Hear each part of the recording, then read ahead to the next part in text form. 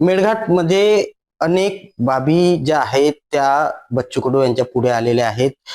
तिथले रस्ते असो, नाली असो, वीज असो की आरोग्य असो, याला सगळ्याच धोरणाला पकडून ते जे आहे आपली पदयात्रा काढत आहे 1 तारखेपासून. भाऊ, कशा पद्धतीचं नियोजन राहणार आहे, काय सांगा? तिथे नियोजन करण्याजोगतं काही वातावरणच नाही आहे. पहिले तर सांगा, काय आरोग्याची व्यवस्था चांगली आहे? काय शिक्षण तिथं फार मजबूतीनं भेटतं?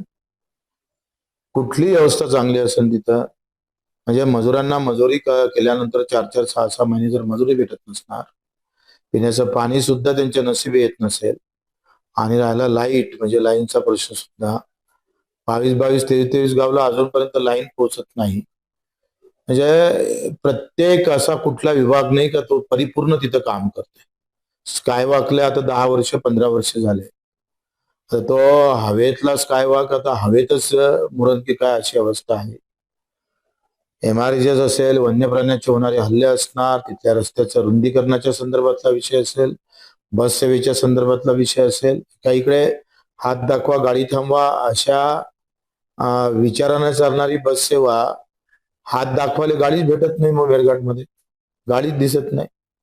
म्हणजे अतिशय विचित्र अवस्थेमध्ये मेळघाट जात आहे. त्याचा तो आवाज म्हणून आता आम्ही समोर जाणार आहोत.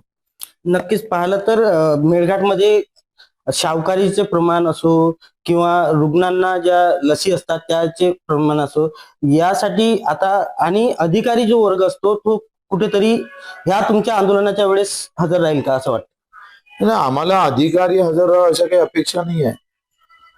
आमचे जे काही मूलभूत प्रश्न आहेत ते सुटले पाहिजे, त्यासाठी अधिकाऱ्यांना आमच्या मागे फिरावं असं थोडं अपेक्षा आहे. त्यावर सरकार काही धोरणात्मक गोष्टी आहे आणि काही कायदा आणि तशा तरतुदी असताना सुद्धा होत नाही प्रशासकीय बाबी, तर त्यावर आम्ही तुटून पडू. एकंदरीत पाहिलं तर ज्या शावकारीच्या बाबी आहेत ते 15% ठिकाणी 46% वसुली देऊ केली. नये. आणि कोणी सक्तीची वसूल करत असेल तर आम्हाला सांगावं. जसं छत्रपती शिवरायांनी चौरंगा केला होता, तसं यांचे हात बांधून आम्ही चौकात टांगल्याशिवाय राहणार नाही. नक्कीच आदिवासींच्या विरोधात अगर कोणी आलं तर आम्ही त्यांचे हात टांगल्याशिवाय राहणार नाही, अशी भूमिका जी आहे प्रहारचे अध्यक्ष बच्चू कडू यांनी दिली. अनिरुद्ध उगले, एलेक्स मराठी, अमरावती.